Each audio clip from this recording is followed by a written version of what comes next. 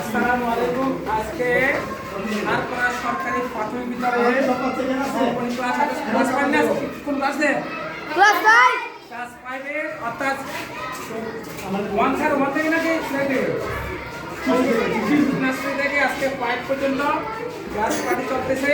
আজকে আমাদের আমি যেহেতু আমার পাশে আমার স্কুল ধারপাড়া উচ্চ বিদ্যালয়, এর পাশে আমরা ধারপাড়া সরকারি প্রাথমিক বিদ্যালয়, আমরা আজকে ক্লাস পার্টিতে একটু আনন্দ করবো, তাই না? কি করবো যে